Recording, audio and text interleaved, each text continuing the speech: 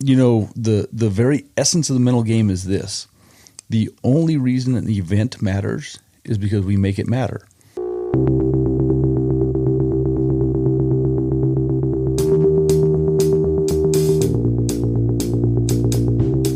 Welcome to the Mullins Farrier Podcast, where I will sit down and converse with the superstars, the overachievers, the masters of our craft. Each episode will be a deep dive into their personal philosophies, their habits, the tools they use, and the secrets to not only their success, but overcoming failure as well. First, find somebody you can mimic, then find somebody you can stand, and then try to focus on one style until you master that style. So if you say I can't do something, well, you're absolutely right. But if you say you're going to, you're absolutely right with that too. People say that you shouldn't define yourself by your work. That is not true. You know what Dave Farley does when he's, lucky enough to be at the World Equestrian Games? I'm watching other people work. Yeah. I don't think we do that enough. This podcast is for all of you out there who share my passion for the job and the desire to always improve. These interviews will put you in touch with the inner workings of the role models we all want to emulate. So let's get to it. There's only so many hours in a day, and it's a matter of what you do with them. Hello, everyone. Today I'm speaking with Daniel Bennett AWCF. A couple months ago, I received a Facebook message from a fellow who said that he was a fan of the Mullins Farrier Podcast and that he'd started his own in England, the Lockdown Farrier Learning Podcast, something that had popped up on my Facebook feed a couple times, but at that point, I had not yet had a chance to listen to. One of Daniel's reasons for contacting me was to find out who was on my roster of guests from England so that he could steer clear and not have any crossover. That's when I knew this guy was a solid dude. I said that I appreciated the gesture, but I wasn't concerned, as our podcast covered different topics and probably would take the conversations in different directions. As I learned more and more about Daniel, it became apparent that I needed to have him on as a guest. As Dr. Simon Curtis said during our conversation, farriers who buy his textbooks will probably buy all of the textbooks, and farriers who listen to our respective podcasts will probably listen to all of the podcasts. That comment really resonated with me. There aren't a lot of farrier podcasts out there, but the ones that do exist are all good and all have something to teach us.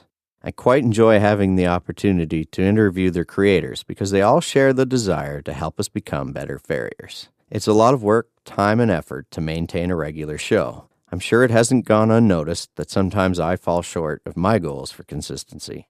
So my deepest respect goes out to all of the podcast creators for doing what they do.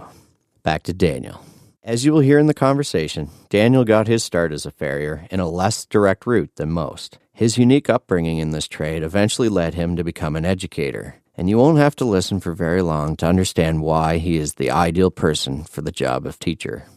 Daniel's passion for the trade and the bettering of those of us in it has caused him to be very resourceful in his methods of helping us. The podcast is just one venue that he took up in response to the present COVID situation. You will hear that there are many others. Instead of reading his bio, I'll let him do the talking. He is way better at telling his story anyway.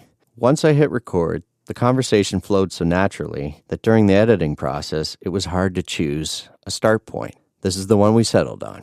I hope you enjoy the conversation as much as I did. There's so many places we can start there. Maybe we should start with how you got into shoeing in the first place. I basically got into shoeing. So let's go back to my childhood. When I was probably about 8 years old, my mother had done having children and all that and started to kind of get back into riding horses herself. Which I believe she'd done when she was a lot younger, but then obviously got married and decided to start a family, so she'd stopped. She started getting back into horses. At that point, I don't really think, because I wasn't really into sports or anything like that. The only thing I'd really dipped my toe into, believe it or not, before that point was probably figure skating, which is one of my dark secrets. Revealed right here. Yeah, absolutely. I have certificates. But my mother, she got back into horses, and I kind of sort of slipped into that behind her, really, from about the age 8. As far as farriery goes, I mean, I lived in a small village down the south of England, and right in the centre of our village, not far from my house, was the village forge.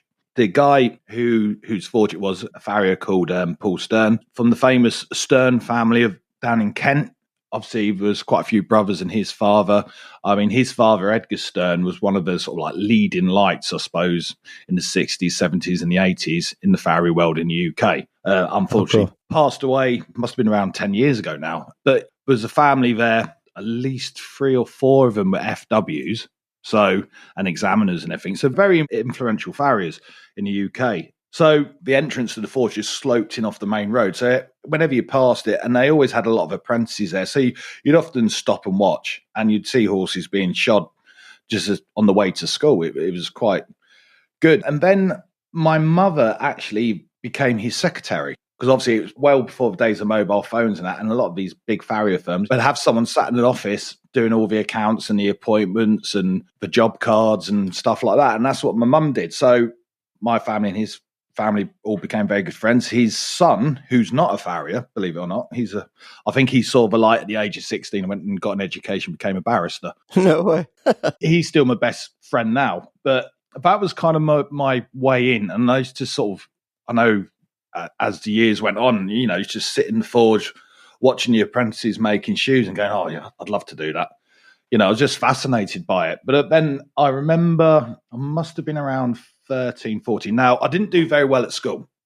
I've got dyslexia, and back in them days, so talking mid to late 80s, there wasn't, I think the education system had realised there was this thing called dyslexia out there, but they didn't really have anything in place to deal with it. So I'd switched off from education a long time before that.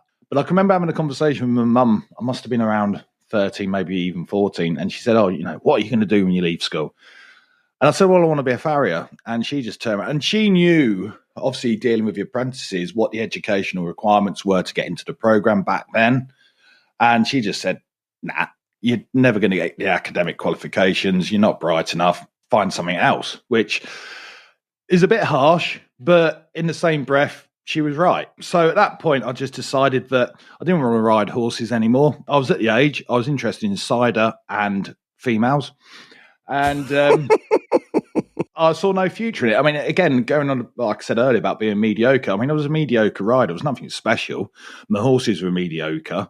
But, I did enjoy it. And my mum gave me the ultimatum. She said, look, you're not enjoying this anymore. No pressure, but we can either sell the horse and find something else. And so I just went, yeah, okay. It's obviously not a trick question. So, I stopped riding, and they said, well, so what are you going to do now then? And I just decided at that point that I was going to join the army. I joined the local army cadets as a bit of a grounding into joining the army. And at the age of 16, I left school, joined the armed forces. Oh, wow. Yeah, because obviously in the UK, well, certainly back then, you could join the army at 16 and you wouldn't go into full man service. But what you would do is join what they'd call the junior leaders. And basically, you do your basic training over a period of a year. And it's a bit more intensive than the normal kind of mincemeat machine of basic training. And you do a lot more leadership, a bit of education, a lot of what we call adventure training, going away, sort of hiking, canoeing and all that stuff as well, a lot of sport. So I did that for a year and then went straight into being a soldier. Cool. Obviously, nothing to do with horses, really. I mean, I joined the army technically to get away from horses. And I joined the army, and when they sort of said, when you go to the army recruiting office and they're like, well, what do you want to do? So I looked around and I thought, well, I don't fancy running around everywhere. I don't fancy carrying massive rucksacks and having to hike across mountains. I'll join the Armoured Corps because you can just drive around in a tank then. So that's what I did. Okay, cool. And how long were you there for? I joined early 91. I did the year's basic training. Then I went off to gunnery school and learned how to fire Challenger tanks. And then I got sent to Germany because my original regiment I joined was based over in Germany. They'd literally just got back from the first Gulf War at that point. So you're surrounded by people telling all these war stories. But it was a great regiment. Now, the thing is, the way the British Army's made up, a lot of the tank regiments or the Armoured Corps regiments are actually old cavalry regiments. So around the time of World War One, certainly by the end of World War One, they gave up their horses and they took on tanks instead. You know, the British Army is steeped in tradition and everything, and they like to talk about their history a lot. And obviously, there's a lot of links to horses with my old regiment, which was the Queen's Royal Irish Hussars. It turned out that all the officers in my regiment based in Germany all played polo. They had strings of polo ponies, and they were all hidden away on this army camp in some deserted tank hangar. Yeah, it was a big thing with the officers out there. There was a massive British Army polo league based in Germany at the time. I mean, so we're going back to like the right at the end of the Cold War here. So the British Army was a massive, massive organisation, and there was a lot of soldiers sitting around waiting for something to happen, and there was a lot of what we call misemployed people. So on paper, they're an infantryman, tank crewman, a storeman or whatever, but actually they're working and running bars for the officers, mucking out the officers' horses and stuff like that. So, and at that point, I believe we actually had more polo ponies in our regiment than we did tanks. No way. It was quite a big thing. And again, when I got to the regiment, I'd sort of like found out about this, but I was don't want anything to do with horses. I want to be a soldier. That's what I'm going to do. So again, moving forward a couple of years, there was a massive change in the British Army, and they started to make a lot of people redundant. They started to really downsize the army. So what they would do, they'd get two regiments, which are very similar, and they would amalgamate them together to become a new regiment, and then they'd let some people go. So that happened to my regiment. And we had this massive parade. Now, as it was, our regiment's regimental mascot, so most British Army regiments have some kind of animal as their mascot. Well, we'd got this army drum horse as our regimental mascot with the big drums, they play them on parade and stuff. Big sort of like Shire Horse, Clydesdale, that kind of thing. Mm-hmm. And the regiment we were amalgamated with, their mascot was a drum horse as well. So I remember standing on this parade for several hours, not moving, in all our best uniform. And these two drum horses kind of came onto the parade square, and they moved across, and they kind of, without making it sound romantic, the sunlight glinted off their horseshoes. And I just stood there daydreaming like you do. And I thought, I'm getting bored of this. Wouldn't it be great if the army still had farriers and I could get on that course, get a qualification, leave the army, and live happily ever after? That evening, I was talking to someone in the bar, like you do, and I noticed he was wearing the uniform of one of the, what we call drum horse pilots, so someone who rides a drum horse. And I got talking to him, and I said about, who shoes the horses over here in Germany? And he said, well, there's a load of army farriers in one of the other garrisons, and they come around every 6 weeks, and they shoe all the polo ponies and all the drum horses, and then the next week they go off to another garrison, and they do it. And I said, well, how do you get into that? And he said, well, I've done the course 3 times and I've failed it 3 times. It's a really, really hard course. You go to a place called Melton Mowbray. It's like stepping back 100 years, and the instructors are all horrible. And it's physically, you get kicked senseless by horses, and the theory side of it's really hard as well. And you've got to pass all these tests. But the regiment is actually looking for their own farrier because, we've got all these horses. So I went away and I thought about it for a couple of weeks, spoke to my actual troop officer, who happened to be a polo player. He was a great officer as well. Had this conversation with him, and he said, well, I'll speak to the relevant people. It all went from there, really. Back then, in the British Army, you've got the Royal Army Veterinary Corps, you've got the Household Cavalry, and you've got the King's Troop, all with the ceremonial horses. They're the only ones officially with farriers. However, you used to get the occasional person sneaking through the back door with certain connections and actually get into the program as well. And I was one of those. Yeah, it was great insight. And so I then left the tank park. I had to be a polo groom for a few months to show that I was willing. And then I went down, did a bit of work experience with the farriers based in a town called Senelager. And sort of I ended up staying down there for about 6 months before being sent back to the United Kingdom to the Army School of Farrier at Melton Mowbray. And that's where it really started for me. That's really cool. You're on the educational side of things now, are you not? How that all came about, really, was following the story on. I went to Melton Mowbray, the Army School. It's been around for years. I still remember walking through the doors the first day. It was this big forge with big oak block wooden floor, 7 fires, anvils, and everything else. It's a fantastic facility. And I remember walking in there thinking, wow, this is where I want to be.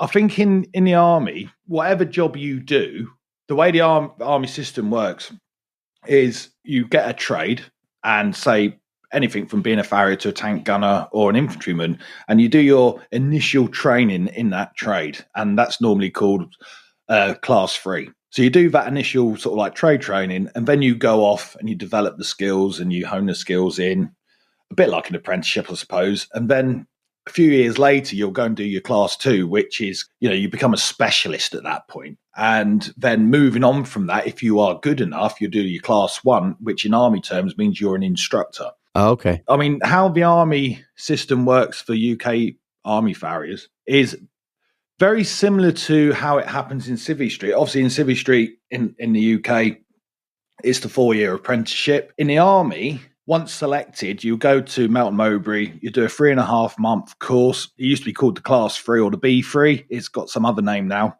Changed it since I left. If you pass that 3.5-month course, so at the end of it, you'll be able to make basic plain stamp shoes, basic concave shoes. You'll be able to trim to a standard, a competent under supervision standard. You'll be able to trim a foot, fit a shoe, nail the shoe on, clench the shoe up, and have a sort of quite basic but in-depth knowledge of the anatomy below the knee and the hock. Mm-hmm. And you learn that in 3.5 months. And then what you do, you go back to your unit, be it Household Cavalry, the King's Troop, and you'll do, for want of a better word, a 2.5.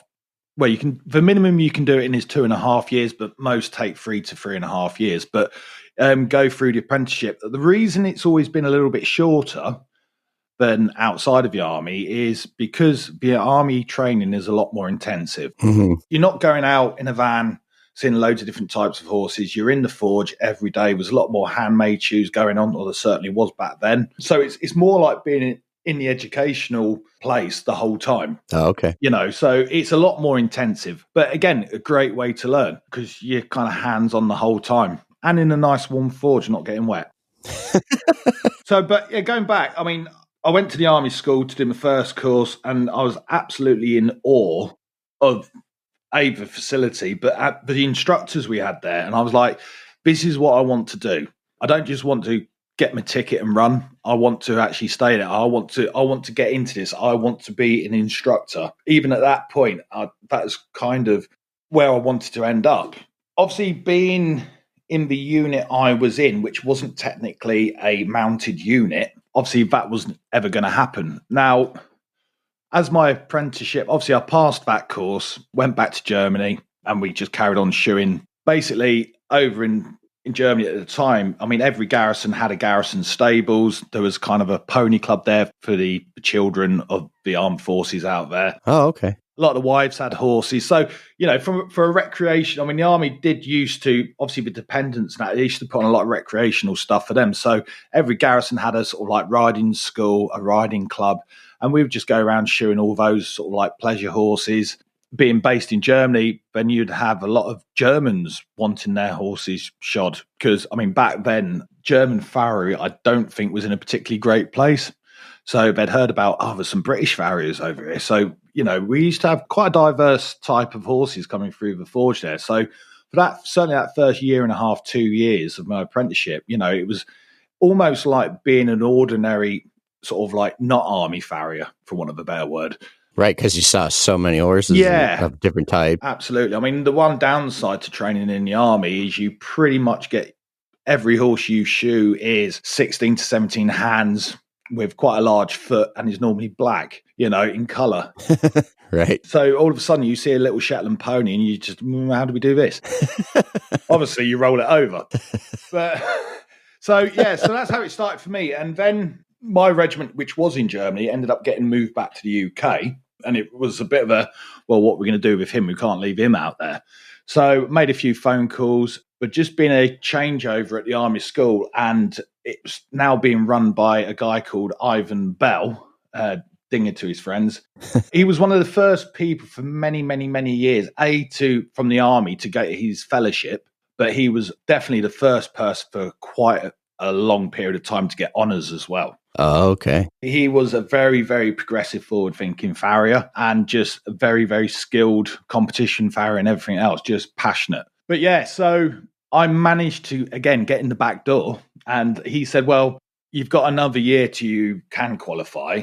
You know, you can come and work here and, you know, you can sweep up and make the tea and shoot horses and stuff, and we'll get you through it. But one thing which kind of did bite me a bit was when I went there, it became quite obvious quite quick that I was really, really struggling with the theoretical side, the learning, the anatomy and all that kind of stuff. I was really, really struggling with learning that. I had a bit of a rocket fired at me to sort of like, you know, pick my practical game up. But yeah, I was definitely very close to getting kicked off the program because my theory wasn't up to scratch. I was going to ask you that, how you overcame those challenges. So around about that time, obviously there was a big change going on with the actual civilian farrier apprenticeship. There was the apprenticeship how it was, and UK government guidelines brought out the National Vocational Qualifications. So basically, if you went to a college, they were going to award these what we call MVQs. Basically, it was about changing the wording of your course. So rather than just teaching, examine at the end, you had to pass all these regular assessments. So the whole trade of farrier was broken down into different elements and units, and you know, you kind of ticked them off as you went along. So it was more of a modular thing. Right. The farrier program had to change because obviously government funding, and if you didn't change, then you wouldn't get government funding. Well, as it happens, my boss at the time, Dinger, he was actually writing this NVQ for the outside farrier world. So we was quite heavily involved, and we were like the guinea pigs and that. And obviously he was having to do all these assessor qualifications. And it was never really an army thing. But obviously because this was a civilian thing, they had to start to look into people's different learning techniques and whether they've got learning difficulties. And I'd never, ever, ever used the whole dyslexia thing in my life as an excuse or anything like that. And I remember him asking me some questions one day, and he was getting more and more frustrated because I couldn't give him the answer. And he just turned around and he said, "Are you just stupid?" he said, "or have you actually got a problem?" And I just turned around and went, "Well, yeah, actually, I've got dyslexia." And I thought, oh, here we go. I'm going to get right roasted now for sort of speaking out of term. And he just turned around and said, "Well, why didn't you say so?" And he said, "That's great, because actually I need a candidate for my assessment," because obviously he was being assessed as an assessor. And he said, "Actually, I need a candidate with learning difficulties to get my tick in the box." And he said, "But, you know, if you've got a problem, there are things we can do to help." As it happened, one of the other guys who we worked with, his mother, who had long since retired, had been in education and was a specialist in learning difficulties. And one of her protégés was now running the local adult education centre down in the town near the army camp. So it was me and another lad who'd got similar problems. So they sent us down there for diagnostics to find out basically what our problems really were. One of the guys turned out that actually his problem was all based around if it was on yellow paper or he wore yellow tinted glasses, he could read. Wow. If it was just on white paper, it was just gobbledygook. So he was fixed quite easily. It turned out that mine was all down to poor short-term memory retention is the best way to describe it. Long-term memory, I've got a ridiculous sort of like, I can remember telephone numbers from when I was a child. Bearing in mind, I've not lived there since I was 16. But short-term memory, I mean, yeah, terrible. So what they actually did, we used to go down to this college every, I think, Thursday afternoon or Wednesday afternoon, and we'd spend sort of like 3 or 4 hours down there. So we was in this group of adult learners. I mean, some of them were, you know, extremely handicapped and serious learning difficulties. Some of them couldn't even hold a pen, you know. And then there's me and this other guy trying to learn in-depth theory to pass our diploma exam. But what they did is they taught us lots of different revision techniques. Mm-hmm. When I was at school, they gave us information which we copied down. No one ever taught us how to revise. No one ever taught us how to sit an exam. Yeah. You know, that information was just not out there. It was like, right, you're going to have an exam in 6 years' time and we're going to give you a paper and you just write until we say stop. And that was about it. But these guys at this college, and it was a massive game changer for me. I mean, it was one of those points in your life where actually someone sat you down and they taught you how to learn, how to revise, how to make study notes, how to use mind maps. And I mean, one of my biggest game changers for me was actually using mind maps. And what is that concept? So basically, I mean, if you think of an exam question, so for example, say you had an exam question on navicular. So what you do, you get a piece of paper, you write a bubble and you write navicular, and then you've got to put little bubbles around that for different subheadings of what you're going to talk about. And around those bubbles, then you're going to start putting your key words. And let's face it, even though with the UK exam, it's an essay-based exam, so you've got to write an essay answer to it, the examiners are looking for key words. Yeah, for sure. That's where you get your marks. Exactly. So, and it's hard, and I see it all the time when you say to these guys, before you start writing, plan your answer and do a mind map, write notes, then go.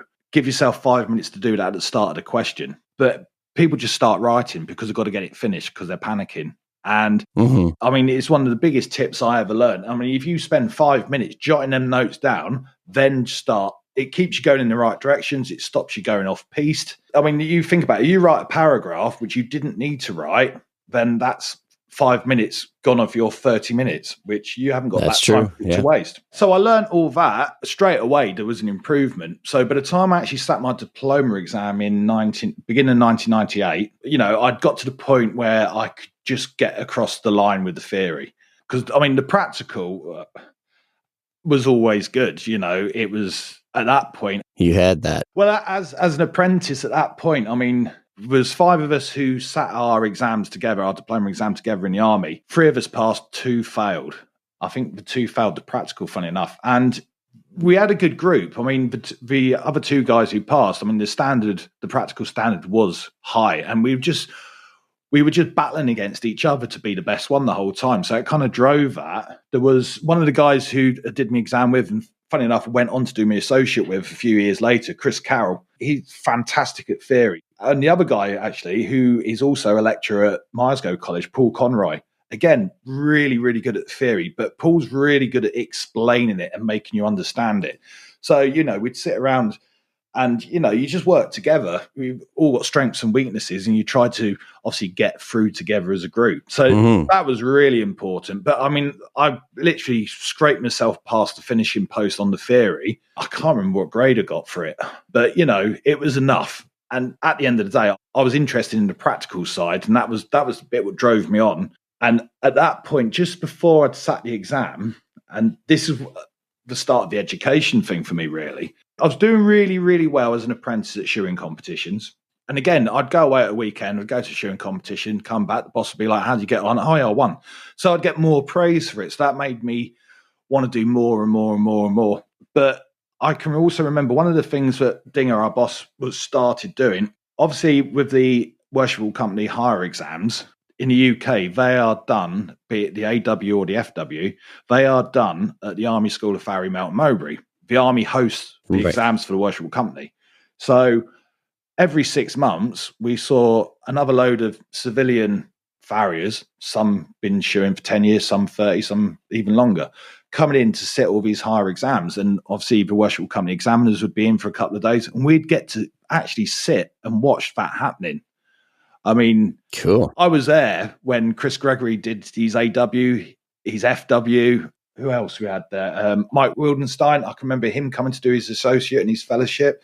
You know, it's all these people going back for, you know, from like the mid-90s through to when I left in the mid-2000s. You know, I've seen all these people come in. You learn a lot by watching people fail. Yeah. When you've seen so many people pass and you've seen so many people fail, you start to pick up patterns of why people fail. And you also, again, we've got the Army exams running a couple of times a year as well. So being at the Army school for a very long period of time, and I think I was probably between 94 and 2005, I was there for the majority of that time. So I got to see a lot of exams from the inside. And the one thing I'd say about the UK, unless you work at an institution, or you're sitting the exam or you're an examiner, you don't get to see what goes on behind them closed doors. Right. I was talking to a friend of mine recently about it, and like he said, you know what? He said, you've probably seen more exams over your career so far than a lot of examiners have. Right. It's a great place to be because, you know, from a teaching point of view, you are teaching people fundamentally to pass an exam. And, you know, you learn so much by people failing. I mean, no one wants to see people fail, but then if you can learn as an educator of how to stop that from happening, then, you know, it's the place to be. But going back to the higher exams, Dinger, the old boss, there certainly wasn't a lot of CPD back then, and there wasn't any external courses running to get these qualified farriers through the higher exams. There wasn't a lot of mentoring going on. So he started running a program of 1 day a week. There was an opportunity for outside farriers who are trying to train for their exam for a small fee, obviously, to come in and actually train and learn how to make bar shoes, extensions, and all that kind of shoemaking required to pass the associate exam. And it got to the point, I mean, I was doing really well with the shoemaking, and a lot of it was just, it was passionate, and I don't think I had any hobbies at the time, really. And our normal working day at the Army School was, as an apprentice, was you'd go into work 7:30, light the fires, have a cup of tea, because we're British, and then you'd have horses coming in because obviously it's the Army School of Equitation is based there, so any horses what need shoeing come in, and pretty much we put handmaids on everything. You know, wow. A horse would come in for a pair of fronts. My mate would jump under one side, I'd jump on the other side, and we'd make him fit every day. And, you know, and we'd do that to the board with all the horses' names on which needed shoeing. Once that was clear, we would just shoemake. We would just make ridiculous bar shoes and lateral extensions and cork and wedges, roadsters, you name it. We'd make it. And then we'd finish work. I think we used to finish about 4:30. We'd go and get something to eat, and we'd go back down the forge for 5:30, and we'd stay in the forge till 9 o'clock at night sometimes, just practicing for competitions and stuff. The great thing being, Her Majesty the Queen's paying for all that steel and all that coke and all that electricity. So yeah, we were just like, it was like shoemaker heavens. You know, no kidding. It was just the best. And I do miss that because it was just, you didn't have to pay for anything. It was great. Not all Army farriers kind of engaged and used that. Some of them, you know, work was work and they just wanted to go and drink beer or just do whatever people do outside of work. I think that period I was in, I mean, we had some great instructors, but the people around me were just, you know, I'm still friends with some of them now. I mean, were just so passionate and driven, and all they wanted to do was make shoes. And you'd always just be pushing each other on. And one of the things Dinger did every morning, he had this thing that he reckoned the plain stamp Roadster was the best shoe in the world because apart from fire welding, every forging technique is in that shoe. So every morning, once the fires were lit, everyone who was there at that time, everyone had 10.5 inches of 1.5 inch, and we'd have 20 minutes, and you'd make this sort of hammer finished plain stamp Roadster. Sometimes it came out great, sometimes not so great. And then we'd line them up on the floor, and each day there was a different judge, and you'd work out the placings from first to second. And it was amazing because Dinger was an absolutely fantastic shoemaker. He'd been competing internationally, he'd done Calgary and everything else like that. On a good day, you could beat him, you know, and that just sort of boosts you. And going back to one of the big inspirations of mine was the International at Stoneleigh. Now, even when I was an apprentice, every year the Army has its own team. So you've got England, Ireland, Scotland, Wales, and the British Army. And a lot of people ask, why does the British Army have its own international farrier team at that competition? When that competition first started at Stoneleigh, they had no horses. So somebody contacted the Army and said, can we borrow some horses? So the Army started to supply the horses for the competition because, you know yourself, if you go to a competition, you want pretty uniform horses with the same size feet and the same quality. And the Army's got, I think in total, the Army's probably got 400 to 500 horses on its books. You know, that's a lot of horses in the UK. And they're all very similar. So the Army started supplying the horses at that point, and there wasn't the amount of international teams there are now back then, and they needed some people to make up the numbers, really. So they said, look, if you're bringing the horses, why don't you send a team as well? And we're talking like 30 odd years ago now. So the Army has always had its own separate team, which I think is great, because the Army Farrier is like a micro climate within the actual farrier world, you know, because we're quite individual and we do our own thing. So it's good to have the Army team there as well. But one thing what used to happen was, so a couple of weeks before Stoneleigh, the Army team would all congregate up at the Army school and they would just practice for the competition. And I remember seeing that at the start of my apprenticeship going, that's what I want to do. And there was a couple of guys on that team, one in particular, a guy called Daniel AWCF, and he was just the nicest person you'll ever meet. And he was so talented. Well, he still is. But as a shoemaker, but he made it fun as well. And he was a funny guy. And I was like, I want to be that guy. I just poured everything into that, really. But the other good thing about that time of the year was that sort of like 2-week period leading up to that competition. The week before, certainly, the American Farrier team would come and stay with us for a week. Right, yeah. Sometimes the Canadian team would come. We'd always have the Swedish team. They always came, and they were great guys, they were. And, you know, sometimes there'd be a few other teams sort of like come for the week. So all of a sudden, this forge with only 7 fires in, you could have up to sort of 20 people plus team managers in there every day. And we just practice.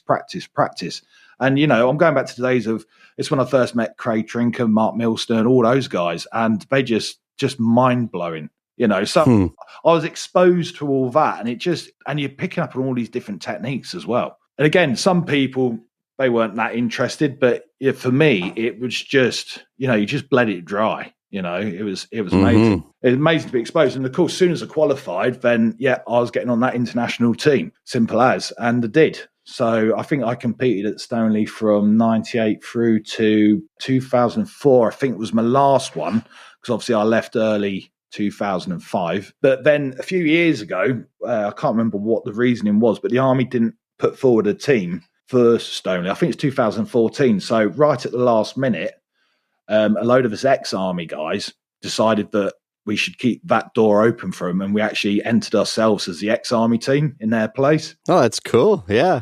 But we literally had, I think it was something like 10 days to practice. So you've got all these guys all around the world. They've had these pictures of these shoes for like months and have been practicing. Our first team practice was the evening before the actual contest. But we did all right, you know. Obviously, some of us on the team were from different generations as well, and some of us hadn't worked together before. But I think we came 8th overall that year or something like that, which was, it was quite an achievement. But it was just great to be, doing that competition again in that forge with those people around you. It was fantastic. I bet. Now, when I talked to Craig and Bodie, Craig was talking about how every year when they go, they get their butts kicked by the Brits. What do you think the difference is? Do you think it's that constant practice throughout your entire career, basically? I think one thing is, so when you come to the UK to compete, you are competing on UK feet for a start. Now, I can remember, they would probably deny this, but I can remember the first couple of times I saw the American team, and I think it would have been Craig would have been on the team around that era. But, you know, these guys came in the forge and their forging was just phenomenal. And I remember looking at them making shoes, and we'd got horses coming in that afternoon for a shoeing practice. And I said to Dinger, I said, God, these guys, they're just like anvil gods. I mean, they're going to completely wipe the floor with us. And he said, yeah, they do make nice shoes. He said, they can't trim feet or fit them, though. And I think a lot of that was, it wasn't the fact they can't trim feet or fit shoes. It was the fact that in the UK, the weather is never one or the other. It's either wet or it's dry. Wet, dry, wet, dry, wet, dry. It's the one thing horses' feet don't like. There's just no consistency. Right. Whereas, you know, when I've been sort of like around the world doing clinics and competing and stuff, you know, the feet are very sturdy. They're very, very stood up. The frog is up in the foot somewhere. Whereas you come and look at a foot in the UK, that frog's hanging out the bottom. You know, you cannot rasp from one heel to the other to get a flat foot because the frog's in the way. Right. So you have to go around the foot and back up the other side. And I think that's one of the key things is our feet over here are just they're inside out a lot of the time. But again, I suppose we've always had a lot of very good competition farriers in this country. It's always been a massive thing, In the summer, obviously this year is such a curveball because of the lockdown and the COVID-19. I mean, all the competitions have been cancelled, albeit online ones, which is the new thing now. More about that a bit later. But all the big competitions, from the county level ones to the sort of like more international ones, the national championship, all that's all been cancelled. For most of the year, you can pretty much go to a competition every other weekend across the year. And, wow. England's, or certainly the UK, is a small place. I mean, I live slap bang in the centre of the country, and I don't think there's many places I can't get with a sort of 3 to 3.5 hour drive from one end to the other. Right. It's a small place, and like you can get about and you can go to as many competitions as you want, because they're everywhere. And I think certainly the way our apprenticeships built up around shoemaking and stuff like that, we do have a massive pool of people to pull from to put on a farrier team. Right. Them practicing together, they've only got to drive 2-3 hours up the road and they can have a team practice. They don't have to get on a plane and fly across 4 or 5 states to get the practices. Mm-hmm. So, we've got this very sort of compressed, sort of like squashed together farrier world in a small island, but also we've got home advantage as well. Right. What I will say to that, though, is back when I used to be on the team, it would always be the top 5 would always be England, Ireland, Scotland, Wales, and the British Army. USA, they were kind of sometimes could be 6th, 5th, maybe 4th, and there'd be that sort of juggling at the lower end of the top 5. But yeah, it was always Scotland, Wales, and England at the top. Again, though, look at some of the names them teams had on them for such a long time. They were unbeatable. Mm-hmm. Yeah. It kind of amazed me when I looked into your podcast and the people that you get to sit down with. And I guess it really does make it easy to do if you're only a few hours away from most of those people. Yeah. The podcast thing, obviously that's come around ever since we had lockdown in this country. Again, with the teaching I do at the Hereford School of Farrier, when the government closed down all the teaching establishments, schools and colleges, etc., I think a lot of people went home that Friday and were like, oh, so what's going to happen next? Whereas me and one of my colleagues, we sat down, I think, for about 4 days solid on our laptops, and we completely mapped across the syllabus, different methods of teaching, how we were going to do it, what platforms we were going to use. And by the end of that first week, college was back open for business, but we were doing it online. And, there's been quite a few things which have come out of that, which we will carry once this is all over and done with. It's like some of the remote tutorials and lessons we've done, certainly on the theory side, on Microsoft Teams and Zoom and things like that, we will definitely be carrying forward. And the great thing about all those lessons we've done that way is they're recorded. So for revision purposes, it's there. They can play it back at any time. That lesson's there. So it's fantastic. But the podcast thing came about because I think it was like week 2 of lockdown. Now, I do like to listen to a lot of podcasts. They're not obviously, there's a few farrier related ones, but I do like to listen to a random mix of podcasts, really. And again, because I do a lot of time driving, obviously the Hereford School of Farrier where I work, that's a 2.5 hour drive for me. Oh, wow. I drive down early hours Wednesday morning, I stay down there to Thursday night and I drive back. So as much as I like to listen to my loud music in my truck, sometimes when my ears start bleeding a bit, I like to put a podcast on. But when I started listening to the podcast, I do like these sort of like long drawn out informal chat type interviews and stuff like that, which are great. But some of the farrier podcasts I was listening to, where you're talking about farriers, listening to their experiences and how they dealt with a problem or a situation, little bits of information became lodged in my brain. And someone who had learning difficulties, I suddenly realized, this is a great way of learning. Mm-hmm. And I thought, well, maybe we could start putting stuff together for our students at college, and maybe especially when they're coming up to their exams, they can listen to it when they're at work, have it on their phone while they're shoeing horses, whatever. But again, time didn't allow for that to happen. However, as soon as lockdown happened, all of a sudden you have time. Well, I'm saying one of the podcasts I listen to regularly, it's a UK podcast to do with mountain biking called the Huck It Podcast. They started doing obviously they do interviews and product reviews and stuff like that. The guy who does that, him and another mountain biker started doing this Lockdown podcast off the back of that platform. And they were just talking about the lockdown and stuff like that. And I thought, actually, lockdown learning for farriers, that could work. So, yeah, I spoke to, obviously, in the position and the circles are moving. I know a lot of the worshipful company examiners, a lot of them are close friends of mine. And I discussed it with them. And I said, well, if I picked a subject, for example, suspensory ligaments, and we sort of had a guided discussion. The vibe I went for was, so if you go to a conference or a seminar, something like that, and your guy comes up on behind the lectern and he stands there and he does his very scientific, very professional lecture. I said, what I want to encapsulate is that conversation you have in the bar afterwards, where it's all quite chilled out and it's explain it in layman terms, add a few kind of personal stories of when you had the horse with that problem and stuff like that, and just make it informal. So it's a chat. That's the vibe I've been going for. Well, and that's where I've done most of my learning, is in that conversation afterwards. I think when you talk about retention, that's where it sinks in.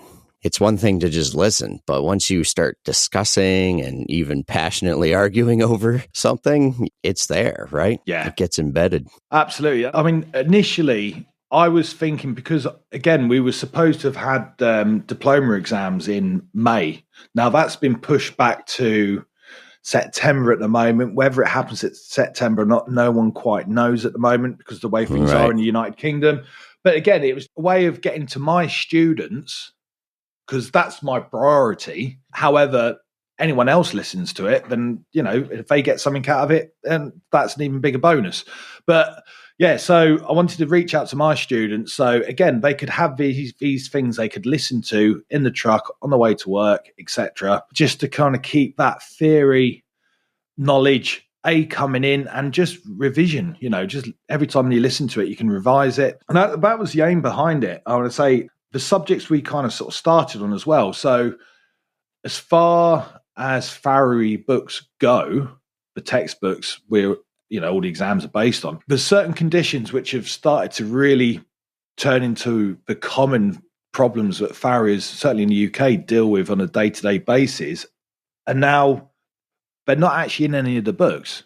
A lot of the books were written, we were dealing with horses which predominantly worked on the road, ended up with those concussion type injuries and stuff like that.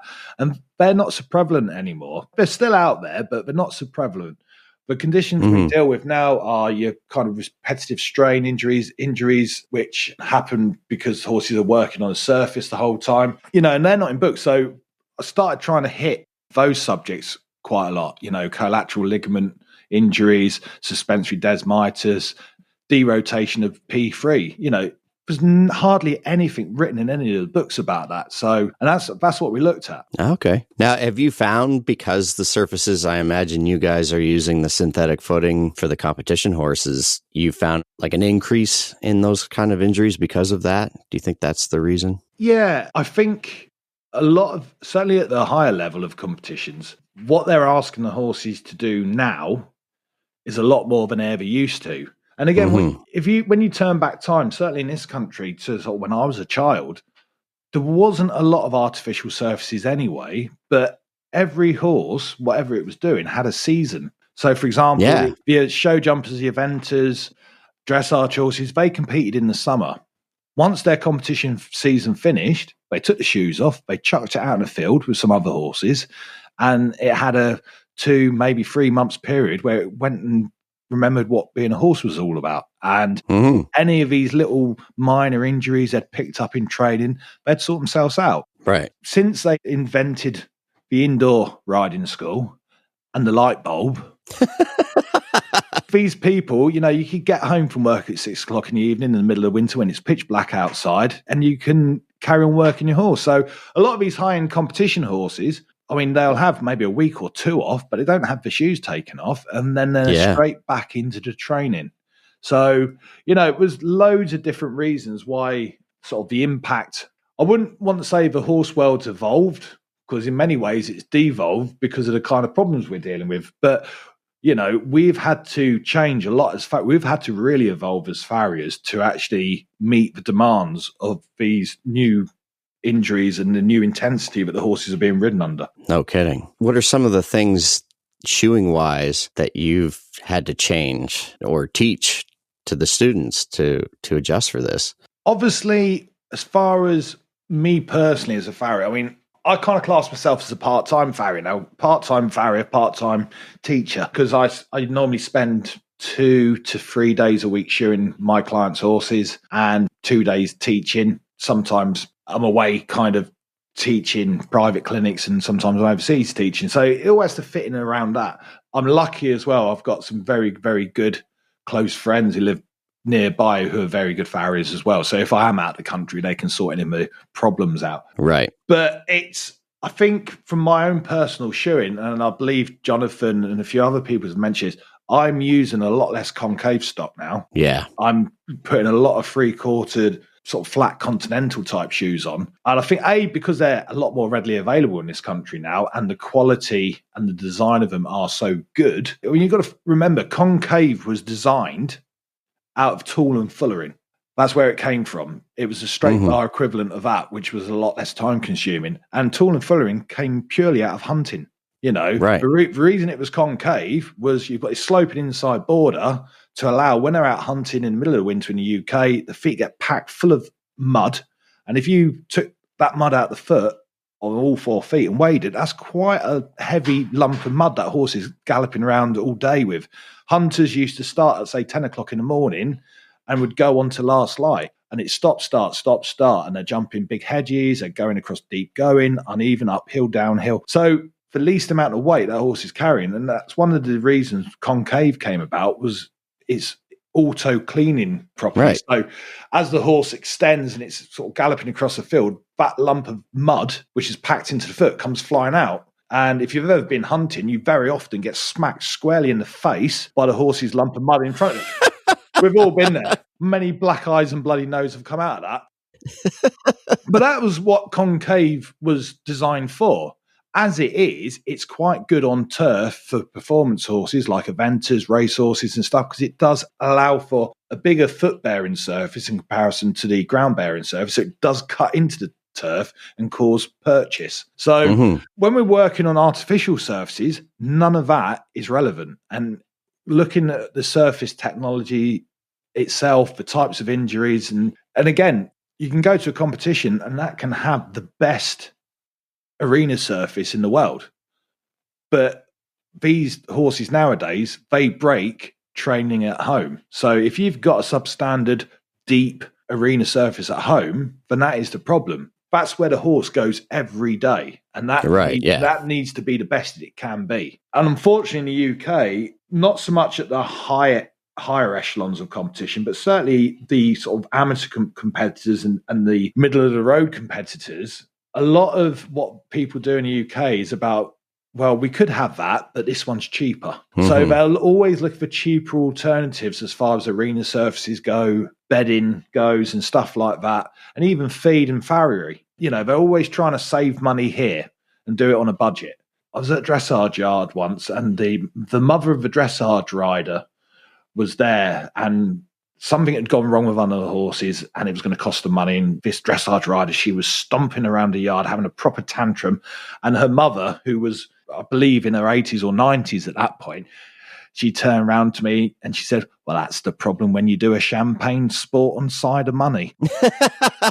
It about sums up some of the thinking in the horse world in this country. You know, you've got to invest in the best, especially at home, because that's where that horse works every day. If you've got a good surface at home, you can go to a competition venue which hasn't got quite a good enough arena surface. That horse is only going to do, 16 circles, 3 different gates, and it's only going to be in there for about 5 to 6 minutes. So it's not really going to have a massive impact on it. So yeah, what people do at home, that's the important part. You know, don't cut corners. And that's what you base your shoeing on then, is the surface they're going to be on the most. Yeah. My passion, I suppose, shoeing-wise, since I left the army, I got into shoeing dressage horses. That was the thing I really enjoyed doing, because it's not that far removed from shoeing horses working on roads in the streets of London. You know, you can give them width, you can give them length, they need support, and you've got to absorb concussion. Well, with a dressage horse, you can shoe them with width, you can shoe them with length, they need support, but rather than absorbing concussion, you're trying to stop them from sinking into the surface. So it's very similar. And yeah, that was always my passion. So I've always had things like, so assessing the horses, obviously you're shoeing the horse, you need to assess it. You're shoeing a horse so it can move about. So dynamic assessment is really important. But if I'm doing a dynamic assessment and creating a shoeing plan for dressage horse, I want to see it ridden. Mm-hmm. How that horse moves under its own steam with no weight on its back, all of a sudden you add anything between 14 and 18 stone of middle-aged housewife onto its back, you know, you're going to create a very, very different set of circumstances and variables. So yeah, I've always make sure that I see the horse ridden and build my shoeing plan based around that, because that's why I'm shoeing it. I'm not shoeing it to stand in the field and eat grass, you know. Yeah. Very interesting. I mean, certainly from a teaching side, differences. I mean, funny enough, in the podcast I did the other night, which hasn't gone out yet, but we were talking with Ben Benson and Jim Blurton about farrier education. And, you know, to be a competent, everyday horse shoer, newly qualified now, you need to know a lot more than you did 30 years ago. There's just so many variables out there. From the outsider, when you look at how people shoe horses, there's an old teaching document from, must have been about the early 80s, and it's got a list in there of all the different types of UK shoe fit: light draft, heavy draft, industrial draft, show ring, heavyweight hunter, lightweight hunter. And this list goes on for about 4 pages of different styles of UK fit, from the type of heel it has to the amount of width, length it has. Well, everyone you speak to now, I mean, yeah, some people still shoe hunters, proper hunter style. But again, what used to happen with the hunters, they'd get to the last day of the hunting season, the shoes would come off, they'd get chucked in the field all summer, then they'd come back in, you'd start again. The feet reset themselves. Right. Now you get to the end of the hunting season, they pull the shoes off, and then they go and do something else all summer. There's a lot more farriers now who shoe the hunters a lot more conservatively to try and give them a bit more support. Yeah. And yeah, it's kind of, yeah, you've got to kind of keep these horses going. And that's the biggest battle for us farriers in the UK now, is keeping these horses going all year round. And again, the horses, I remember being a child, and where I grew up, if there was a horse over the age of 20, it was like, oh, should we go and touch it? Because there wasn't many horses over the age of 20.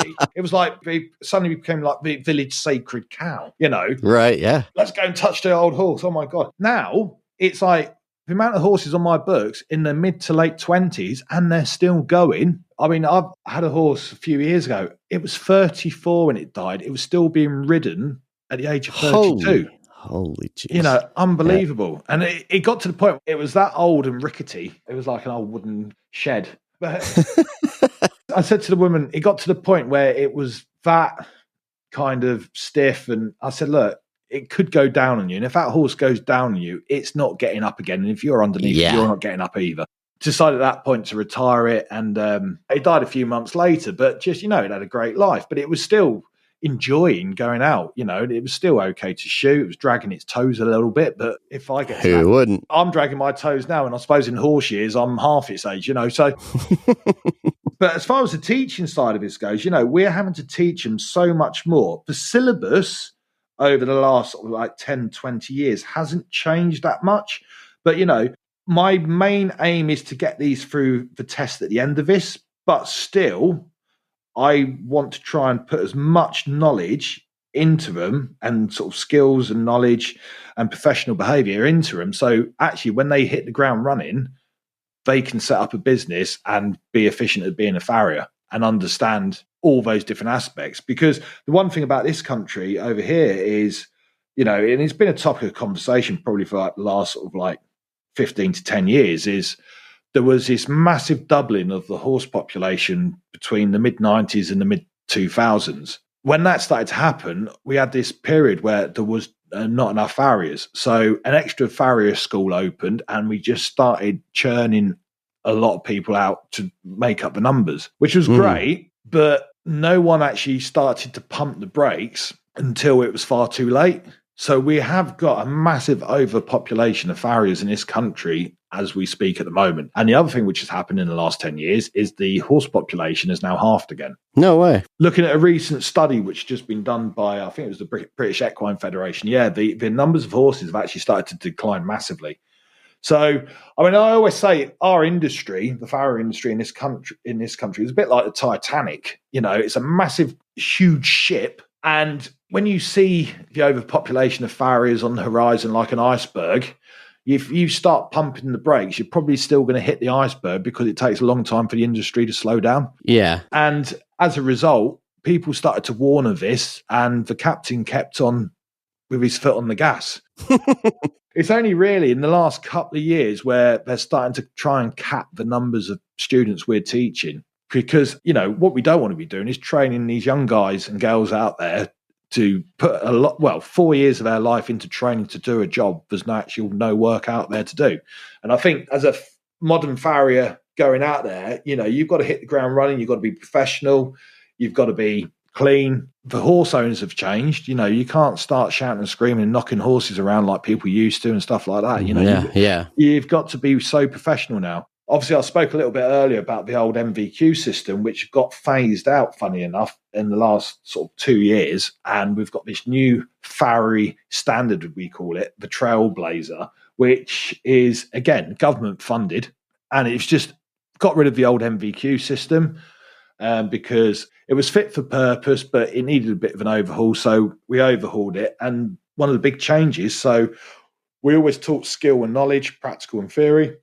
But now we're putting a lot more behaviours in. So, you know, we're teaching them to be able to evaluate their own level of skill and their level of work. You know, when do you go and look at a horse and go, yeah, I can't deal with this. I need to refer this on to a qualified remedial farrier, professional behaviour. You know, and again, one of the big things is, you know, and a lot of farriers have been caught out with this, is how they behave themselves on social media. Yes, for sure. And again, it's quite funny because with the UK farriers, because we're regulated, we've got the Farriers Registration Council. So as a professional body of people like doctors, teachers, solicitors, judges and all that, we've got supposed to carry ourselves a certain way in public, because otherwise we're bringing the profession into disrepute. And I think, you know, there's been this massive evolution on how people use social media. And quite frankly, when I look back in my history, some of the things I may have posted 10 years ago, I'd probably get struck off for now. You know, you can't carry yourself that way. And horse owners don't want to see it either. Yeah, that's true. It's now part of the public forum, basically. It's the same as interacting with them in person. Exactly. Social media, I think, has advanced the global world of farrier without a shadow of a doubt. You know, you've got farriers from Australia talking to farriers in France, etc., etc. What Craig Trinker has done with the WCB and his videos, and Craig's been doing them for years, but ahead of his time, the quality, and again, people like Grant Moon, you know, them going around the world doing clinics. I mean, it was funny. You go to certain countries and you can see the countries which have been touched by Grant Moon. Mm-hmm. Yep. They're all forging using a Mustad hammer. They're all forging like Grant. and you're like, oh my God, it's like clones of Grant Moon. Mm-hmm. And, you know, some of these countries, some of the talent because of that, which have come out of nowhere, is just mind-boggling. That's, again, what Craig's done for the development globally with the videos, and that has been second to none. But on the flip side, it's got its negatives as well. And I see it from the UK because we've got this obviously strict code of conduct and we're registered, and it's a government act. So if the Registration Disciplinary Council decide that we're being unprofessional, they can take our livelihood away. Right. They don't do it very often. And I must say, when they have done it in the past, even if it's only for a couple of months suspension, it's deserved. You know, it's not a miscarriage of justice or anything. You know, that person's, he got caught on CCTV beating the horse up with a rasp. You know, that's not acceptable. Yeah. Just because he was having a bad day. But in the same breath, it's like all these other countries are not so regulated. So you've got to be very careful when the trolling starts on these Facebook forums so you don't get involved. Yeah. You know, I've seen... It's hard not to. It is. And I've seen some very good friends of mine from this country, and you have to kind of phone up and go, stop. delete it. Yeah. You know, You're getting sucked in. Absolutely. Now, and the other thing is we've had these people who are super skilled and very accomplished putting out videos, but then you have some others who they've got really good production value, so it looks like something and somebody that knows what they're talking about, and they can be putting out stuff and teaching the wrong things. Well, yeah. It can go both ways. So let's look at YouTube, and you've got that generation of vloggers and what they call influencers, and it doesn't matter what subject you're talking about here. You know, it can be anything. But when you look at, I mean, I do watch YouTube a lot. I find it fascinating. I think I stopped watching TV 10 years ago, and I just watch YouTube. Mm-hmm. You know, whether they're talking about hair and beauty to riding a mountain bike or how to show a horse. A lot of it's about product placement, and they've always got the same cheesy music, and it's almost like the script. It doesn't matter what subject it is. It always starts off with the guy in front of the camera clasping his hands together, going, "Hi guys." Everyone starts like that, and every time I see it, it makes the hairs on my back of my neck stand up, and you just think, "Oh God, here we go." And I don't think I've ever seen Craig Drinker clasp his hands and say, "Hi, guys," you know, No. which is great. Well, certainly in the UK, I've not seen too much of that with the Farrier thing, but there is a certain amount of, the more overproduced stuff with the kind of same music and stuff, even if it's Farrier. I look at my numbers, what view my videos on YouTube and stuff, and the simple fact of it is, I think. Someone did tell me a number the other day. And I think in the developed world, probably about 60,000 Farriers in the Farrier world. That's globally, that's not a lot of us. You know, we're quite a niche thing.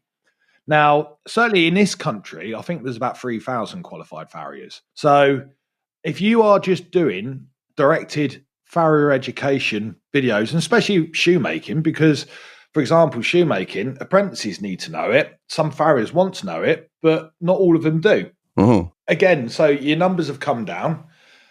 Then you look at YouTube. Well, there's a lot of farriers who watch YouTube, but they don't actually have a YouTube account. So again, that's not going to register with subscribers and stuff like that. So again, you are only hitting a niche market. I was talking to someone who's a bit of a clinician recently. I'm not going to mention any names, but he said, I don't know why you bother. I said, what do you mean? He said, I know someone who's got a YouTube channel, not a Farrier one, and he makes a living out of it, but he's got to have several 100,000 subscribers, and he's got to have this and he's got to have that, and it's a full-time job for him. You're never going to do that. I said, well, no. Out of doing Farrier content for Farriers, being followed by Farriers, you're never going to make any money out of YouTube. But no, but that's not the point. It's not the point. It's sharing the knowledge. The main reason I started doing these videos, again, was for my students. Well, if you create a video, that's going to take up a lot of space on your computer. And if you upload it for free to YouTube, I can, as long as I've got a phone signal, I can pull that video down at any point and just fast forward to the bit I want and show it to students, say, there you go. And I ain't even got to light a fire. You know? Yeah. And again, if you do a live demo, you can't rewind it, you can't slow it down, you can't pause it, but you can on a video. It's a teaching technique. And I say I use video technology a lot when I'm at college teaching, whether it's someone can't pull clips, so I'll hide. And when they go to pull a clip, I'll get my slow motion camera on my iPhone out, and I'll sneak around the side of the fire, and I'll video them pulling the clip badly. And once they've done it, I'll show them the video back and slow it right down and say, that's where you went wrong. That's the mistake. And they can see it. So let's face it. Yeah. Let's take pulling the clip. It happens so quick. When it goes wrong, we don't see it. Yeah. You know, if we could see it, we wouldn't have done it.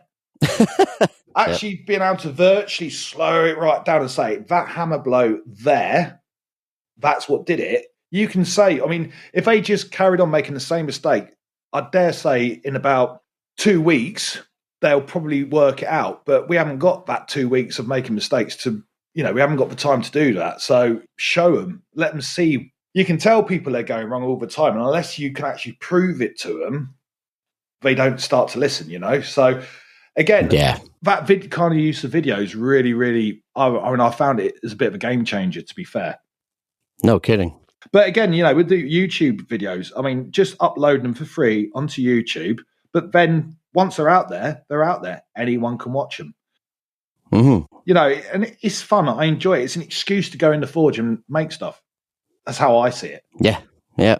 And the other thing with it as well, as I said to the guy who was going, why do you do it? I mean, I said, well, I'm not out there competing internationally, and it's a way of people see stuff and then they say, do you want to come and do a clinic? And you're like, well, okay.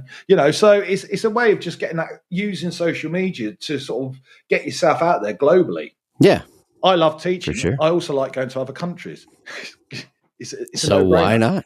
Exactly. Yeah. It's fantastic. And also you get to meet so many other great people and they've all got different ideas. And, again, you're learning from teaching. It's fantastic. Great. No kidding.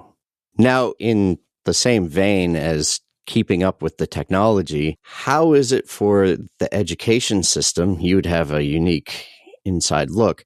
There is so much changing, especially with all of these FWs doing research. And I know in North America, and I'm assuming over there seems to be a lot more research being done into what we do.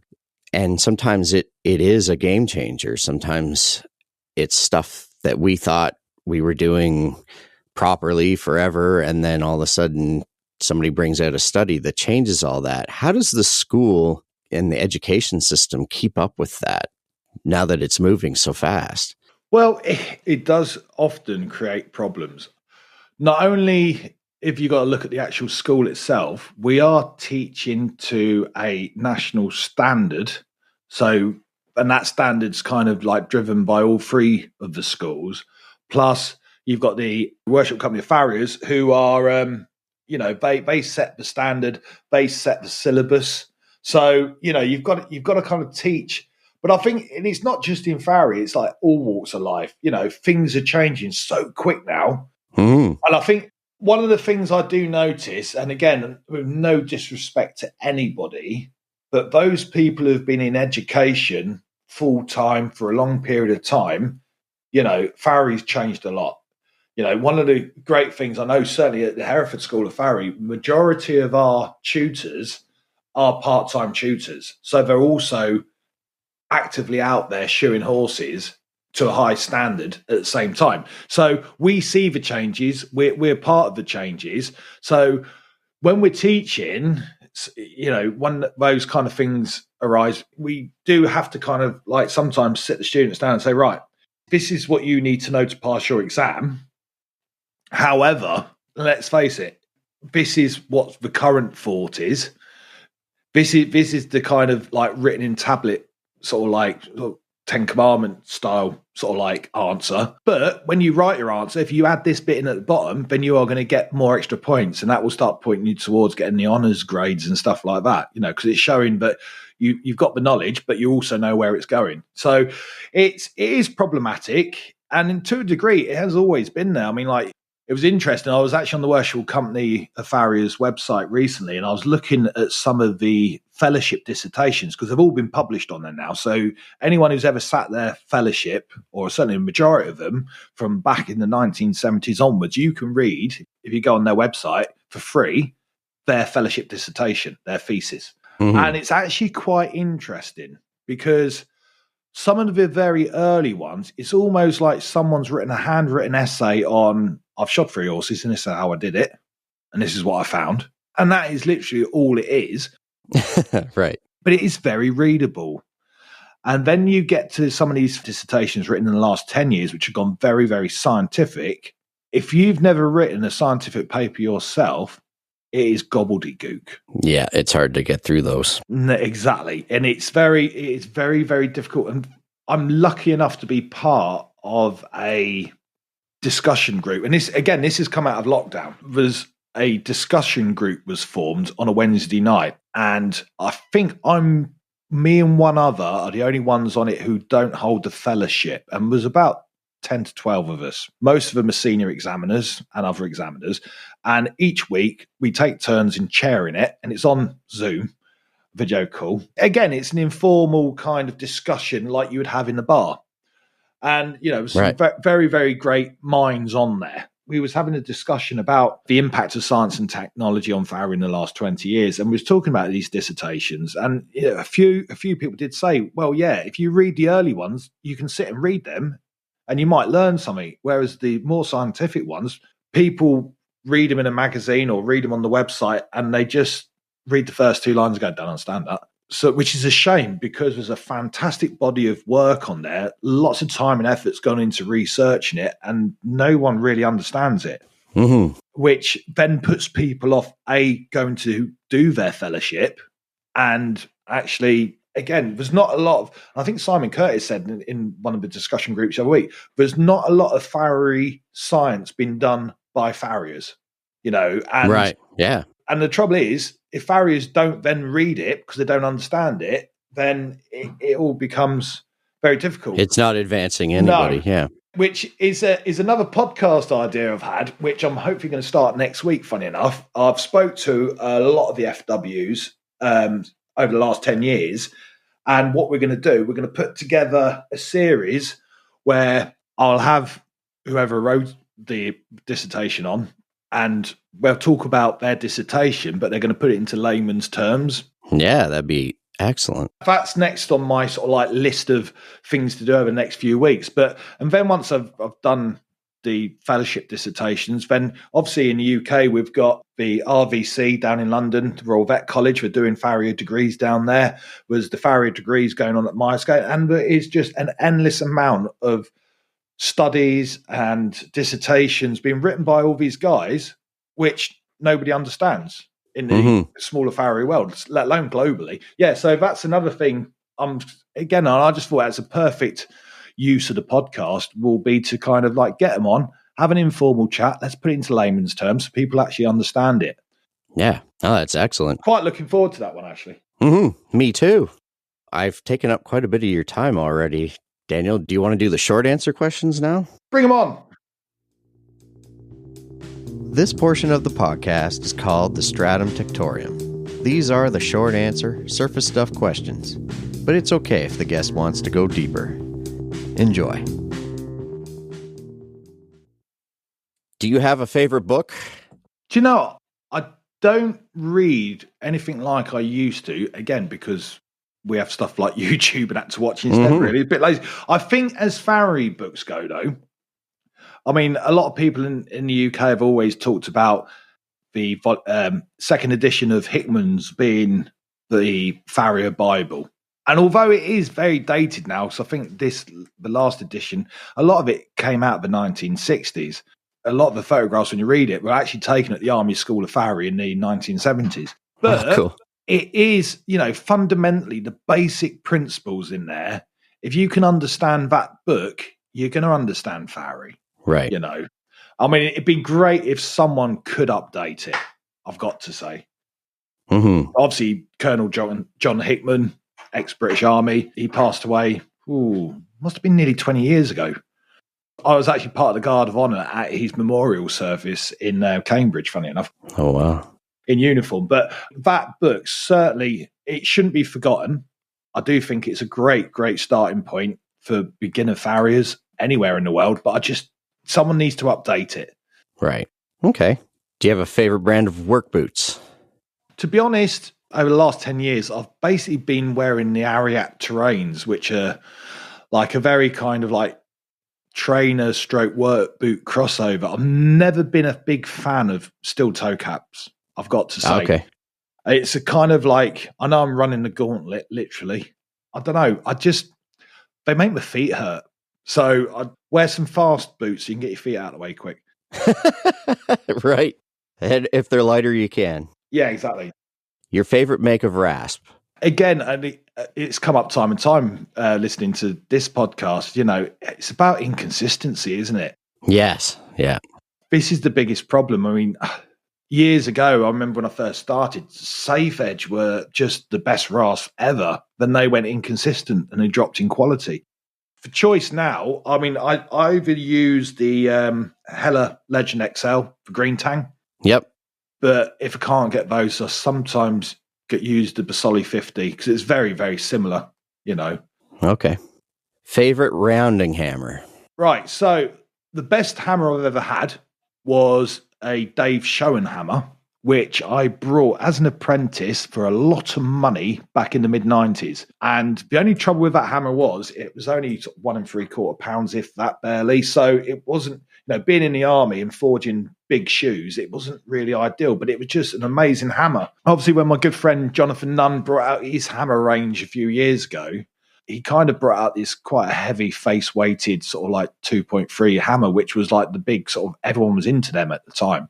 As a kind of afterthought, he brought out the £2 Nunn hammer. And I've got to say, I completely fell in love with it. And it was only when I was in the forge one day, I got my old Dave Showen out and actually stood them next to each other. And they are dimensionally exactly the same hammer, except for, obviously, the Nunn's a £1/4 heavier. So that's my favourite hammer, the John Nunn £2. Cool. Do you have a dream farrier rig? Obviously, a lot of farriers in the UK sort of like drive vans. Yeah. Or I don't know, in America, is it minivan or? Not as common, but yeah, there are a few more. I've always liked the van. I mean, again, especially with being what I class as a part-time farrier now, I have my workstation at the back doors. I've got my lineages, I've got my drills, I've got my gas forge, I've got my anvil, I've got everything in the back there I need, all my drawers. What stock I need's in there as well. And then I've got this massive area in the middle where I can get my mountain bike in it. Perfect. Depending where I'm shoeing, I can chuck a bike in the back and have a ride on the way home. That's awesome. What's your favorite type of bar stock to work with? It's always been flat. I mean, going back to my training in the army, although we did use a bit of concave, we were all about the flat back then. With obviously the change in times in farrier and the types of work and stuff, I do find myself favouring inch 5/16, so 8mm section at the moment, because it's a lot lighter. Obviously, you need to change your fullering technique a bit to get the nails to sit in there properly. Again, that's easily done. Either get a wider fuller or learn to manipulate your fullering. But yeah, I'd probably say inch 5/16 or inch 1/4 5/16. Okay. Yeah, it's really hard for us to get that stuff here. 3/8 is common, but it's really hard to get the 8mm like in bar stock. So I think I already know the answer to this one. Your favorite pastime after work? It's going to have to be 50-50 with music and mountain biking. Okay. To be honest. I have this bad habit of coming home at night now. In my house, the bathroom's downstairs. So I'll come in, turn the bath on, go upstairs, go into the spare room where I happen to have all my music gear at the moment, get naked while the bath's running, pick up a guitar and kind of get lost in the moment with the guitar. And then next minute I'm being shouted at because I've flooded the whole of the downstairs because of just, I only thought I was there 5 minutes, turned out I was 35. So yeah, I mean, music's still a massive, massive part. Funny enough, I've been in a band since 98. We've played lots of different farrier events, funny enough, and we've played like the local bar scene and stuff. The lead singer in the band, his name's come up in a few of your podcasts with Jonathan, a guy called Mark Watson. Okay, yep. Fantastic singer, really good singer, brilliant farrier as well. Absolutely fantastic farrier. But yeah, we've been in a band together since about 98. And, normally we've kind of had a bit of a year off because we've all been a bit busy, but it's something after this lockdown's finished, we're definitely going to get back into. So we rehearse once a week, one evening a week's just taken up with us, just practicing and hanging out. It's great. Cool. Now, I wanted to ask you this. This isn't really part of the short answer stuff, but the feeling you get when you play live, when you play music with that group of people, or even with just him, do you find that kind of similar to the adrenaline rush you get out of the biking or teaching a clinic when everybody is on board and you can tell you're inspiring people? Do you find those similar? Absolutely. And the funny thing, before I got involved with the band, which was about the same time I qualified, I was a very, very unconfident person as a kid when I first joined the army. And if I look back at my school reports and my early army reports, they all say lacks confidence, can't look you in the eye when talking and blah, blah, blah. And I used to always want to be in front of a crowd of people, but it scared the living hell out of me. I couldn't do it. And I can remember my old boss Dinger saying to me just before he left the army around 2000, and he said to me one day out of the blue, he didn't have deep, meaningful conversation with you. But just out of the blue one day, he said to me, I can't believe how you've come on as a person over the last sort of few years of working with you. And he said, do you know what the biggest change has been? And I was going, doing this competition, that competition, passing my exam. He said, no, joining that band. He said, that is the biggest game changer, because you going on stage in front of a group of people you don't know basically just broke down so many barriers. And he said 2 years ago, I could not have stood you up in a lecture room and got you to deliver a lesson to 10 people. He said you would have you would have run away or something. And I think when you go and do a lecture or a lesson, you're delivering knowledge, stuff you've learned. I mean, unless only an idiot would go to do a talk and not actually learn the subject. But I think when you stand on a stage in front of people and you're performing, you've got to learn what notes to play in the right time, but you're kind of exposing a bit more than that as well. Oh, for sure. Do you know what I mean? So, yeah. Oh, yeah, for sure. Yeah, so, yeah, definitely. Well, I'm glad I asked. What's the next thing on your bucket list? Right, so next thing on the bucket list, to get married. All right. Because, well, I was supposed to be getting married this year, but obviously... I saw that. I'm sorry. Yeah, no, it's all right. Yeah, I don't think she's going anywhere fast, but no.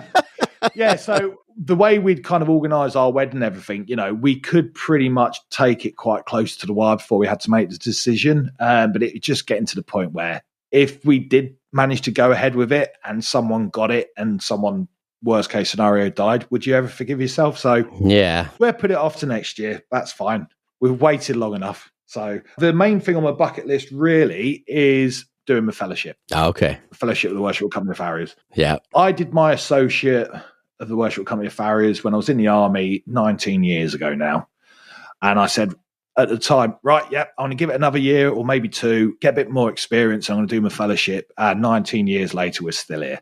And I've dipped my toe into it quite a few times, but for whatever reason, I've put it off, I suppose. Funny enough, tomorrow, I'm actually doing a test study with a good friend of mine, Jonathan Nunn. And we're going to start, I'm going to start sort of trying to get some data. We'll do a quick test study to see if there's a possible dissertation in what I want to do it on, and hopefully go from there. Cool. That's exciting. I look forward to that. What's your favorite brand of keg shoe?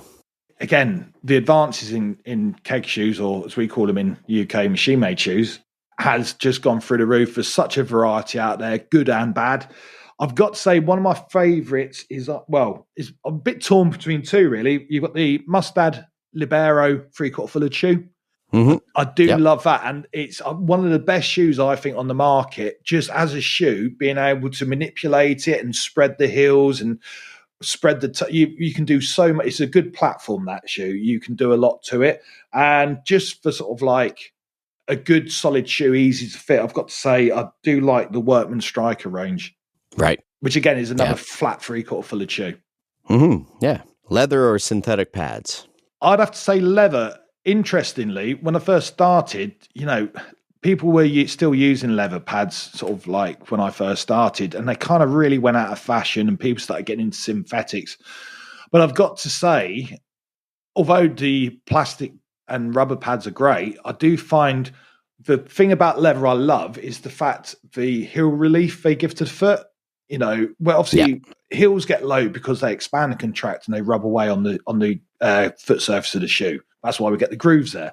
However, rubber, as we know, there's a lot of traction in rubber and it's very aggressive on the heels, I find, whereas leather seems to have the opposite effect. And, again, when people used to use leather pads back when I started, nobody put anything between the leather pad and the foot. So, yeah, it got smelly, it got soft, it went horrible. Whereas now we've got so many good packers and medications to put under there, it's been a game changer.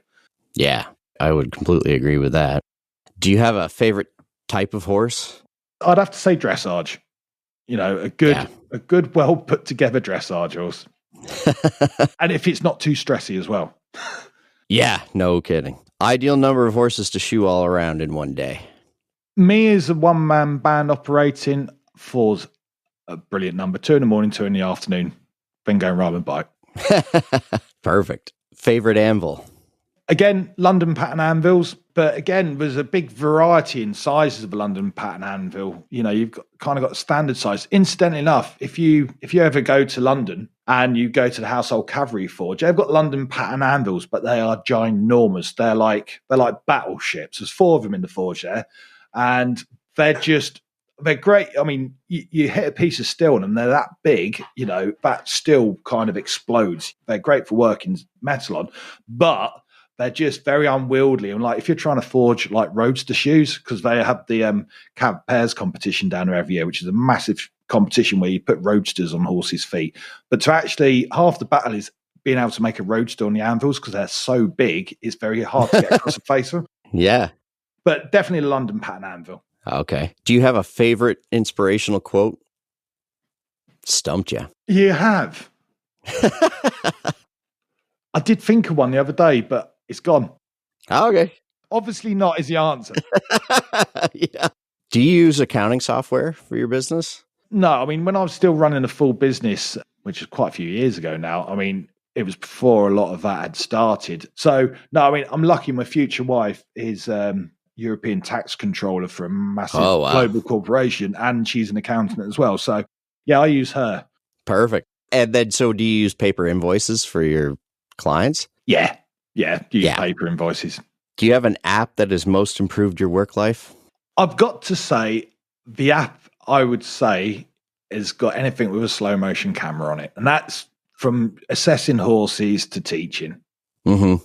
Yeah. It has been a game changer, hasn't it? And how now it's just on every phone you get. It's not some extra piece of technology you have to buy or... No, exactly. Yeah, and the quality of it, I mean, like, you know, when we look at like video cameras, like when we were younger, and which we thought were great, but the quality of those compared with what we've got in our back pocket now is it was just no contest.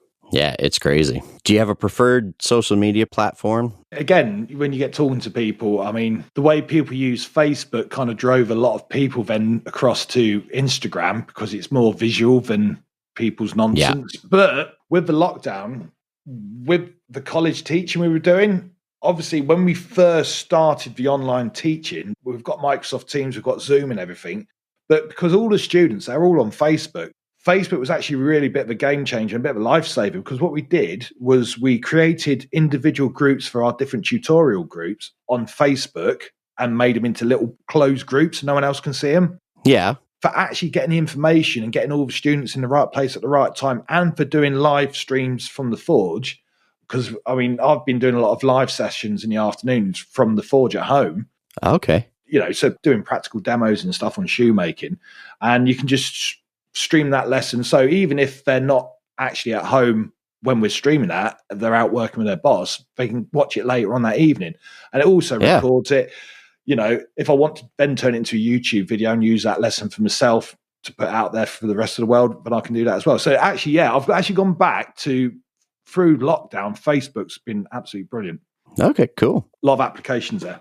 Yeah, no kidding. Do you have injury insurance? No, and I should. Okay. Then the one thing in my favor, being a part-time contracted teacher, you know, I do get sick pay as well. So it's kind of, it's a bit of a double-edged sword. I think really for the amount of shoeing I do now, I don't know if it'd be financially viable. Someone did say, because there's lots of Pacific mountain bike insurances out there. Oh, okay. That someone worked out how much money I probably would have made from the injuries I've had over the last 3 or 4 years. You know, it might be worth it. Well, exactly. You know, I mean, multiple bone breaks. I punched a lung a couple of times, lost a kidney as well. So, yeah, I think I would have actually made a nice little retirement fund if I had got injury insurance, but too late now. Well, I was going to say, if you're going to apply for it, maybe don't have them listen to this podcast. No. What do you use as your planner? Or you guys say diary, right? Yeah. I mean, I'm still using a paper diary, to be honest. I keep wanting to go electronic, but I've just got this thing in the back of my mind that, I just still use a paper diary. Same here. I've tried. I've made a conscious effort this year after New Year's to use like an app, and I cannot get myself to do it. It just doesn't make sense in my brain for some reason. So what's your favorite method of soothing aches and pains? I don't know. I mean, one thing I have found as I've got older is for a large period of my life, if you were aching, you just took some ibuprofen, sort of like tablets and stuff. I do find now with painkillers that it's all right taking a couple if you're in pain, but if you've got to keep taking them, it plays havoc on the stomach. Oh, okay. Yeah. Which is a known side effect. But so I just, guard yourself, try and avoid putting yourself in a situation where you're going to hurt yourself, and you just kind of crack on, but try not to use that part of your body. This from the guy who will bomb down a hill on a mountain bike. Just keep yourself away from those situations. Yeah, exactly. Do you have a favorite brand of work jeans or work pants? I've got to say, and this is not glamorous, but there's a supermarket in this country called Asda, and they do a clothing range, and it's really, really cheap. But for some reason, I just find the jeans in there just fit me better for shoeing horses than any other brand. I've tried all sorts of brands over the years, but yeah, if I'm going to shoe in jeans, I tend to like my Asda supermarket jeans, to be fair. Not very glamorous, and they're cheap. Wow. For under £10 a pair, you can't go wrong. No kidding. Not at all.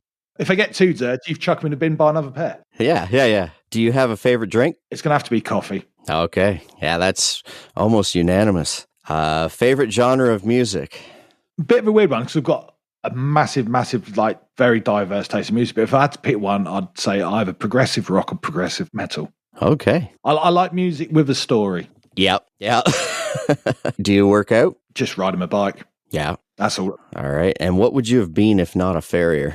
Funny enough, obviously with the military thing, just as I became a farrier, I had to go, obviously, because I wasn't in a horse type regiment. So to get a pay rise, I had to go back and do some more armoured fighting vehicle courses. One thing I was really, really good at, or just naturally shone at, was the signals and communications side of it. Okay. I don't know why. I don't know if it was something to do with having a lack of confidence, actually having a headset on and a microphone somewhere.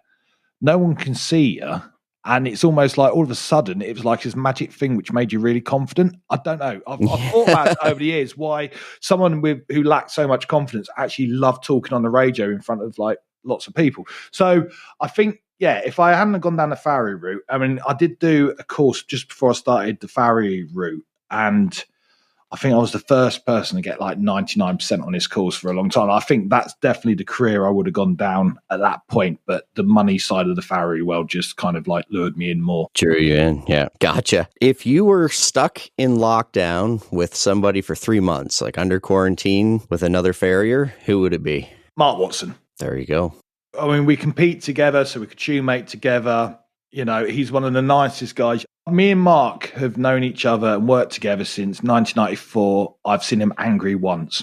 That is saying a lot. Yeah. Cool. Well, I really appreciate all the time you took here today for me, and I would encourage the listeners of this podcast to jump on over to yours and give it a listen too.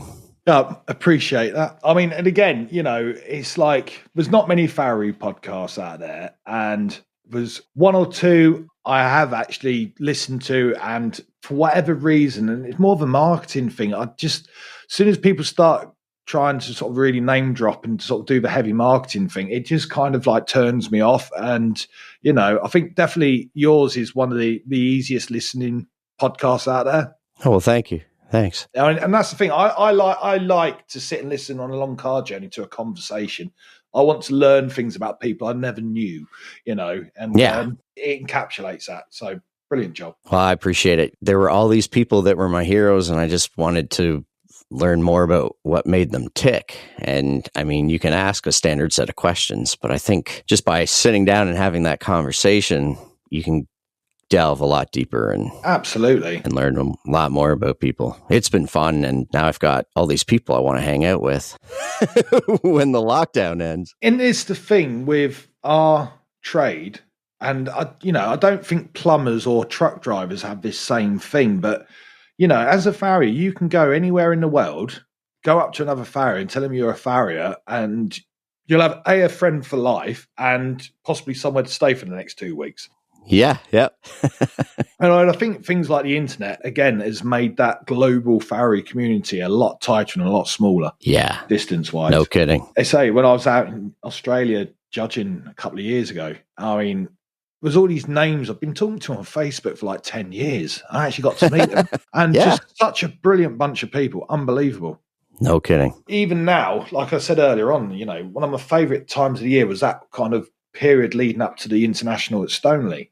Well, on the flip side of all that, having spent all those years competing there, ever since I left the Army, I've been a member of the craft committee, which organises it anyway. And every year, I mean, me and Mark Watson, Mark's the chief steward who does all the shoeing classes and stuff, and I always do the chief steward of the gas forging side of it. So again, there's a lot of these competitors we used to compete with who come back as team managers. Some of them are still competing. You know, and it's funny, the other year, you know, seeing Craig Trinkett back on the American team after all these years. Yeah. Here comes Big Mouth all over again. But, you know, the banter and the fun and the camaraderie, it's just second to none. It's brilliant. Yeah. I love it. No kidding. That many farriers, especially with the international crowd there as well. And it's a shame because this year we was changing the date of the international because obviously Craig was supposed to be running the Calgary World Championship. So we took the decision to move our date because they were like 10 days between each other, which doesn't really do anyone any favour, especially the teams. So we moved ours back, and we actually, even though it's still at Stoneleigh, one of the biggest problems with Stoneleigh was actually the forge. It was getting too small for the competitors and stuff. So we'd actually changed the format a bit and actually moving it into a big exhibition centre. So bit like Under the Big Top, if you like. Okay, yeah. It's going to be the first year. So again, that's been cancelled. So if anything, though, it gives us an extra year to organise it so it's an even better event. Right, yeah. The way the plans and the thing and the work which have gone into that, you know, without even the shoeing competition, I think it could end up being one of the biggest sort of global educational stroke competition events in the world. You know, it's got the ability, and actually the place we're moving to has given us so much room to expand as well. So hopefully we'll see a lot more international farriers coming over, not only to compete, but to join the party, if you like. That's awesome. I look forward to that too. Maybe I'll get to see you there. Yeah, you finally get them fusion pads off John Nunn, which I bet you still haven't sent you. I said that to him yesterday. I said, Brian says hello. Did you ever send him them pads? Because you promised on your podcast you would. He went, no, I don't think I did. I said, that's not like you at all, Jonathan. You'll have to rib them for me. I sent him a picture. I've been looking ever since for those pads, and then any of his tools, they're hard to get here. Is that right? Yeah, and I was at the summit in the U.S., and I found a knife and a pair of nippers, and it was the last pair of nippers. I put my money down on them, and they kept them for the rest of the exhibition because they wanted to have something to show to people. Yeah. But they had my name on them. And I sent him a picture, and I haven't heard from him. The bugger. Have you been using the nippers, though? Yeah. Yep. Great. They're fantastic, aren't they? Absolutely. They are, brilliant. yeah. And again, consistency. So many of the good nippers like GE and iCar and all that went, you know, just the value for money just dropped out of them. And I know the Nunn ones are really expensive, but I've been using them like 2 years now, and they're just best pair of nippers I've ever had for sure. Yeah, you know? I quite enjoy them. Yeah. I mean, that's the thing. I mean, like, obviously, Jim Blurton's making all the tools for Jonathan, doing manufacturing. Funny enough, Jim's got a knife of mine he's about to bring out, hopefully. Oh, cool. It's a sole and wall knife. It's like a towing knife, but it's hard to explain. It's kind of like spooned. It's a bit like an egg spatula for flipping your eggs. It's curved but sharp on all the way around it, and there's knocking points for your hammer. So when you've got that real hard, dry sole, you can actually get in. People used to use their towing knife, but that cuts straight, and very often you strike oil or blood. I've had this tool I've been designing for years, and he's done a couple of production prototypes, so hopefully Jim will bring that out to him. Certainly when we had a heat wave a few weeks ago, it was a handy bit of kit to have. No kidding. Yeah. But yeah, John's stuff, it's all real good quality. Top notch, yeah. But them fusion pads, though, they are them themselves. So, I mean, you know, there's a lot of horses, like John said, you can put heart bars on, but it's almost like the heart bars just a little bit too aggressive. But them fusion pads, they've been brilliant. Really good. Cool. Well, maybe someday I'll get to put my hands on a pair. Yeah, well. I will rough him up for you. I appreciate that. If not, I'll do some more of the press ups we did yesterday. Yeah. I watched that just before we started to talk, and that one was awesome. I'm going to try and get some people to do that here. Oh, I'll tell you, it looks so hard. Oh, it is. And I'll tell you, my left shoulder is absolutely dying today. Oh, no. And I'm like, I've got another 25 to go and do today, and I don't know if I can, but oh well. But it's all good. All for a good cause. Well, hey, I really appreciate your time. This has been awesome. Brilliant.